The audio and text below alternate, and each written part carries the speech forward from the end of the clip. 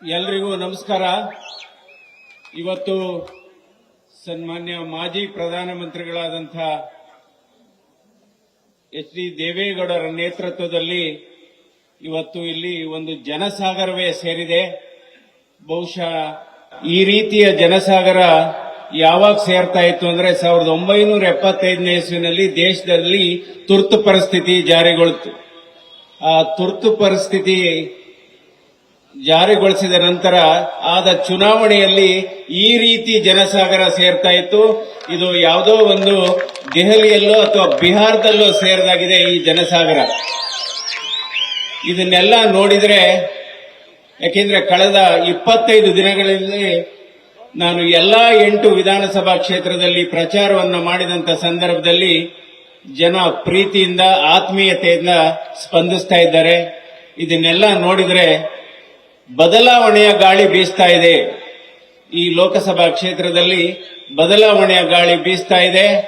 ಇದರಿಂದ ನಮ್ಮ ಗೆಲುವಿಗೆ ತಮ್ಮ ಆಶೀರ್ವಾದದಿಂದ ನನ್ನ ಗೆಲುವಿನ ಆತ್ಮವಿಶ್ವಾಸ ಹೆಚ್ಚಾಗ್ತಾ ಇದೆ ಅಂತ ನನ್ನ ಭಾವನೆ. ಯಾಕೆಂದ್ರೆ ಮಾಜಿ ಮುಖ್ಯಮಂತ್ರಿಗಳಾದಂಥ ಕುಮಾರಸ್ವಾಮಿಯವರು ಮಾತನಾಡಿದ್ದಾರೆ. ಇನ್ನು ಸಮಯ ಉಳಿದಿರೋದು ಕೇವಲ 30 ನಿಮಿಷ. ನಾನು ಹೆಚ್ಚು ಮಾತಾಡ್ಲಿಕ್ಕೆ ಹೋಗೋದಿಲ್ಲ. ಇವತ್ತು ಶ್ರೀರಾಮನವಮಿಯ ಈ ಪವಿತ್ರ ದಿನ. ಇವತ್ತು ನಿಜವಾಗ್ಲೂ ಇದು ಒಂದು ಐತಿಹಾಸಿಕ ಸಭೆ. ಕನಕಪುರದಲ್ಲಿ ಇಂತಹ ಐತಿಹಾಸಿಕ ಸಭೆಯನ್ನ ಯಾರೂ ಮಾಡಿಲ್ಲ ಅಂತ ನನ್ನ ಭಾವನೆ. ಯಾಕೆಂದ್ರೆ ಇವತ್ತು ಜನಶಕ್ತಿಯ ಮುಂದೆ ಯಾವ ಶಕ್ತಿಯೂ ಕೂಡ ಇರೋದಿಲ್ಲ.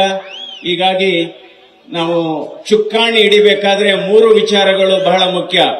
ಒಂದು, ಶ್ರೀರಾಮನ ಹೃದಯ ಇರಬೇಕು, ಕೃಷ್ಣನ ಜಾಣ್ಮೆ ಇರಬೇಕು ಮತ್ತು ಜನರ ಆಶೀರ್ವಾದ ಇರಬೇಕು ಅಂತ ಹೇಳ್ತಾ ಇದ್ದೇನೆ. ಸೊ ಅದರಿಂದ ಇವತ್ತು ನಾನು ನಿಮ್ಮ ಮುಂದೆ ನಿಮ್ಮ ಮನೆಯ ಬಾಗಿಲಿಗೆ ಬಂದು ನಾನು ನಿಮ್ಮ ಮತಗಳನ್ನ ಕೇಳ್ತಾ ಇದ್ದೇನೆ. ನನ್ನ ಕ್ರಮ ಸಂಖ್ಯೆ 1 ಮತ್ತು ಕಮಲದ ಗುರುತು. ಕ್ರಮ ಸಂಖ್ಯೆ 1 ಕಮಲದ ಗುರುತಿಗೆ ತಾವೆಲ್ಲ ಆಶೀರ್ವಾದ ಮಾಡಬೇಕು ಎನ್ನುವ ಮನವಿಯನ್ನ ಕಳಕಳಿಯಿಂದ ಮಾತಾಡ್ತಾ ಇದ್ದೇನೆ. ದಯವಿಟ್ಟು ನನಗೆ ಆಶೀರ್ವಾದವನ್ನು ಮಾಡಿ ದೆಹಲಿಯ ಸಂಸತ್ಗೆ ಕಳಿಸಿಕೊಡಿ. ನಾನು ನಿಮ್ಮ ಧ್ವನಿಯಾಗಿ ಕೆಲಸ ಮಾಡ್ತೇನೆ, ನಿಮ್ಮ ಪ್ರತಿ ಧ್ವನಿಯಾಗಿ ಕೆಲಸ ಮಾಡ್ತೇನೆ. ನಮಸ್ಕಾರ. ಜೈ ಹಿಂದ್, ಜೈ ಭಾರತ್. ನ್ಯೂಸ್ ಫಸ್ಟ್, ನಿರ್ಭೀತಿಯಿಂದ ನಿಮ್ಮ ಪರವಾಗಿ.